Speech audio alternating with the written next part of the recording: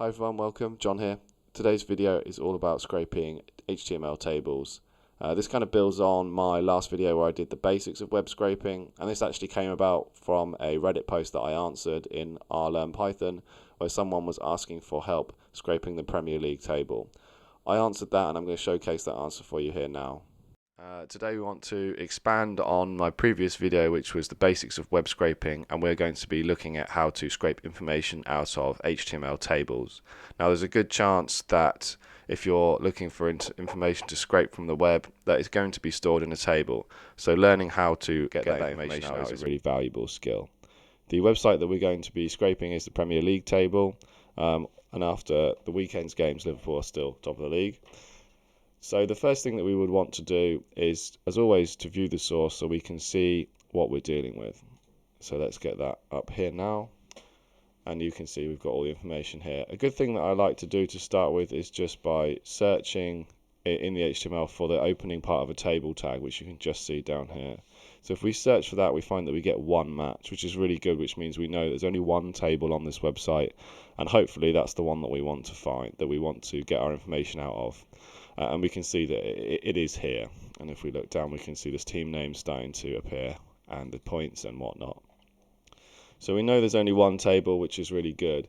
If there was multiple tables, we could use indexing also, or maybe they have different classes to find that information and get that out. But in this case we've only got one, and we can see that it has this class name here, which is going to be really important to us.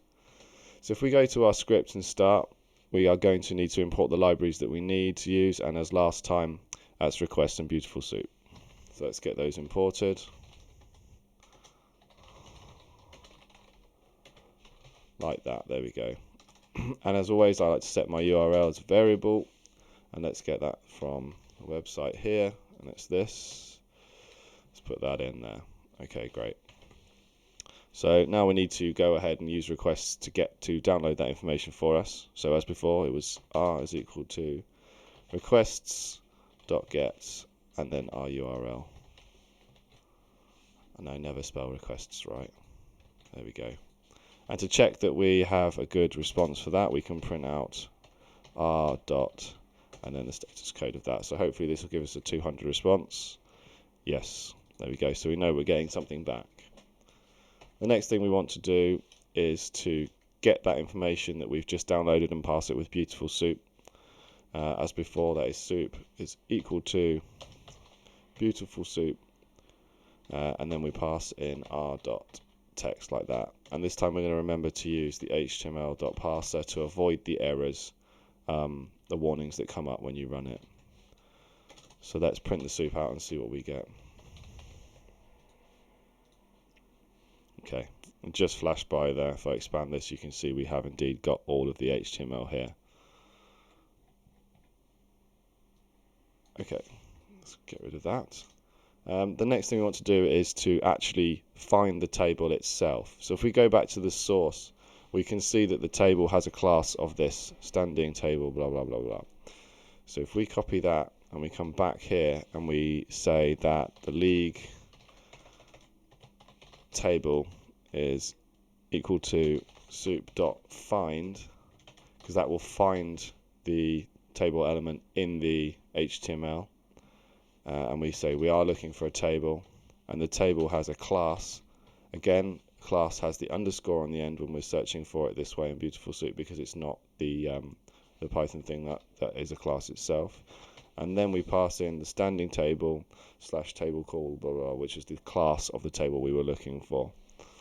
So if we save that, we can print out league table, and we can just verify that we're actually getting back information,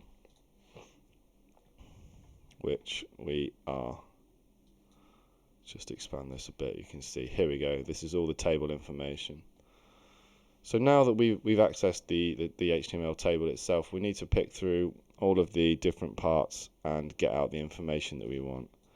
So to do that, we're going to want to loop through it eventually, but let's do a bit of testing first to find the actual parts of the information. So where are we looking here? So inside our table, the first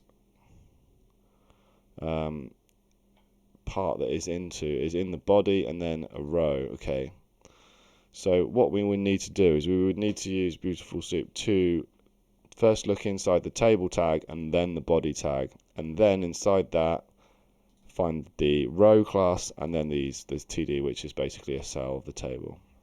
So let's get going on that. So if we start our loop with for team in league table, and we want to find all of the T body, which was where the information was. So what we're doing here is we're going to store everything we find in this variable, and we're looking in here, which is where we've just got the actual league table from, and we're finding the T body class, which is here. So this is the sort of the next step down, if you like. So that all the information from the table that we're interested in is in the body. It's not in the table head. We aren't interested in any of this. We're only interested in what's in here. So if we then do, let's call it rows for sake of anything else, is team. So now we're going to look in what we've stored in this variable, dot find all, and then the rows themselves. Okay, so what we're doing here is we're searching for, inside we've looked for this, and then in that we've stored that in this variable, and then in that variable we're looking for the row. So we're now down here. So we've looked in here, and now we're searching for all of these in here. All of this, the table row. So we can see it comes all the way down. So now we're actually going to access this little block of the table code here and get that information out. So to do that, again we have to loop through that. So we need to find inside that for row in rows. Let's call it PL team is equal to row dot find our TD, and what's the class for this one? It's here we go. Standing table cell, and that should give us the position, but we might as well go straight for the name, and let's find this class.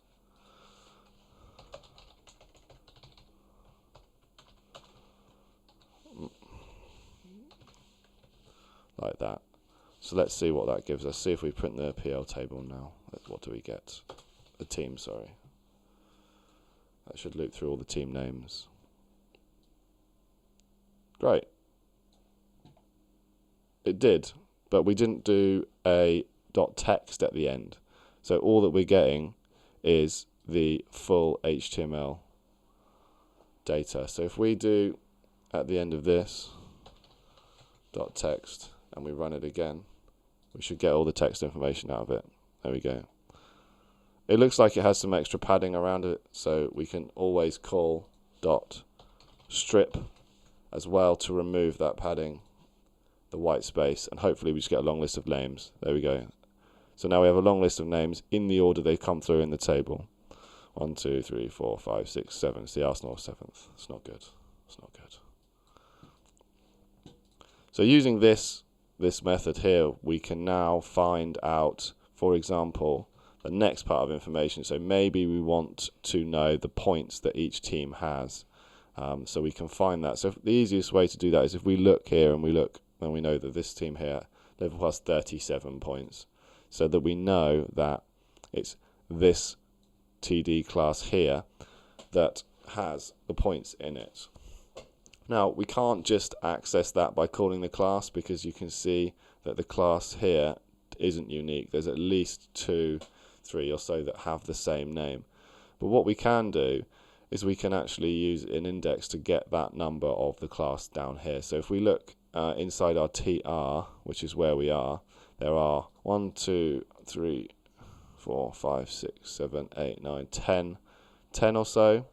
So if we go, and remember it's a 0 index, so 0, 1, 2, 3, 4, 5, 6, 7, 8, 9, 9. So if we do, let's move this down, PL points is equal to row dot find TD, and if we put the class in, and the class was standing table cell. Let's see what we get out. Standing table cell. So if we find that, we'll see that we've got actually these ones have a different class. So here's this one, that's the first one, 0, that's 1, 2. So this looks like this might be 3. So let's give that a go, and we'll do 3. And again, we're going to call .text, so we only get the text information out of that. So now if we do that and PL points at the same time, hopefully if we get the right information. No, we missed something here. What did we miss?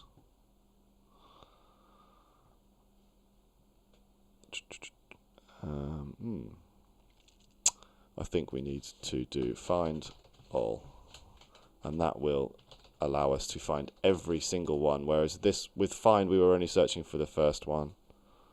There we go. Now I can see straight away that I've got the wrong index, so I've only found the number 12, which must be something else. Here we go, 12. So it actually does count these classes, so we do need to go and use number 9 like I originally said, and that should give us the actual points value. There we go.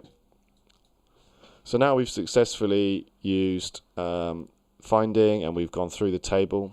So we found our table up here using the class tag, and we searched for the table in the HTML in our soup, and then in that table variable we've searched to loop through every team in the body. So we have found all the rows, and then we've found the cell that has the name of the team, and we've called .text and .strip to get that right down to just the text value.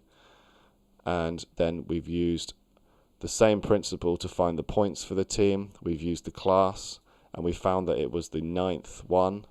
Remember, it's a 0, so 0 to 9 has the points value in it. And again, we've called .text to get that out, and then we've printed that all to the terminal. So hopefully that helps you when you're looking through HTML and you find that all your information is in a table, and you can use this and apply this to yourself and get the table information out that you're looking for. It is quite simple when you know how. You've just got to make sure you check out the HTML and you see where you are, and you follow the tags all the way through. And don't forget, if there is no unique identifier for your classes, that you can use the indexing here to get to the specific one that you're looking for. Just remember that you need to use find all when there's multiple ones, so you can actually use the indexing to get out. So hopefully that's been helpful to you guys, and let me know if there's any other questions in the comments, or if you're confused about something. Hopefully I can clear it up. Cheers, bye.